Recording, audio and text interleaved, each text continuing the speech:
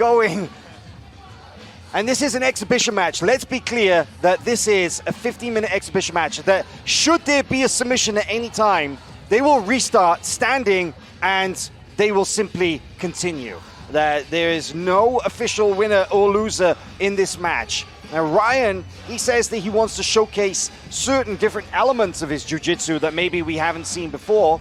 Philip Rowe says, no man, make no mistake, I'm coming for him. I want to tap out Gordon Ryan. Hey, there are serious bragging rights in that exhibition match or not. Gordon, though, in a very familiar place here, starting this thing off. I think he catches the first one. And obviously, Gordon's prepared for that too. So I'm interested to see, in particular, which positions may start to be baited, or at one point that'll start to come into play. Because Gordon very much still dominant here, scooting into the back with that arm control. Take. Staying very open from here, almost baiting Rowe to take those, to put those hooks in. But look at that, the beautiful recovery straight into.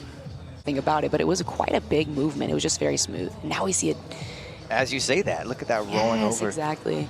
Great Dexterity. Yeah, an arm-in guillotine here. And there is another tap. Gordon. You want to be a little bit more perpendicular. So looks like he lost the angle, but now switching into a guillotine of his own. This is an arm-in triangle, an arm-in guillotine version that Gordon Ryan calls it's pretty much a head and arm on the leg. The number 23 on his back, you know what that means. Iconic. Tribute to arguably. Escape and come to the top position. Yeah, this is the thing, isn't it? I mean, now we've seen that Gordon, we saw Philip go for a couple of positions and have a couple of decent submissions, or looks at submissions. Gordon just almost doesn't have to do anything to escape. In about 200 pounds, thereabouts, it's a solid 35, 40 pound weight advantage for Gordon Ryan here, and that goes a long way. Here we see a really great use of, pinning the shin and now stepping over to the top side arm. Look at the way that he's scissored his legs on the upper body of Rowe as well, and now working on that far arm.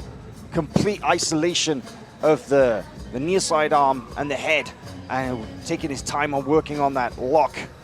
Nice moves to a triangle lock position. That's such a powerful position from the top because you isolate the head and the arm together, and the other arm is pretty helpless, and so you have the option of going to the triangle here. You can attack the free arm. There's the finish as well, but he certainly can when he wants to. It'll be interesting to see if he decides to opt in to just go for more submissions and keep attacking, or if he's going to continue to try to be a little bit more vulnerable and show some escapes. Although he's looking a little more dominant now than he did before, moving to the back. Turned up the pace, it looks like. The way he floats. Oh, now Gordon coming up almost to the back, or a single leg to wrestle up. Oh my word, Beautiful amazing use of the hook. Taking it to the outside and kicking away that supporting leg, opening up the back. I'm going to want to see a replay of that later. That was slick. If you had bet on that until the match played out the way it has, right? But that was Look at that ankle pick there from Gordon. A huge mat return.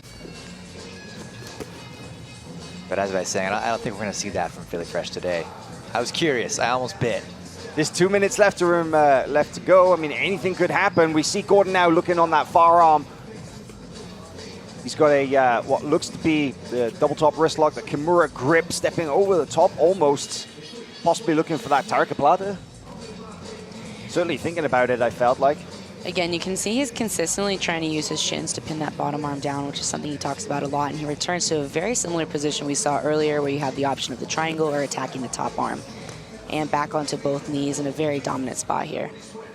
But now instead of finishing the triangle, he's going to come to the arm instead. Oh no, there is the triangle. He switches back. This is the beautiful thing. He has the option of both now, and this is very reminiscent of the wonder. You do have to wonder how different this would be if strikes were allowed, if it was, an MMA match and the grappling exchanges. Oh, look at that, just beautifully, just smoothly advancing through and over the guard. The footwork of Gordon Ryan in dealing with the defenses.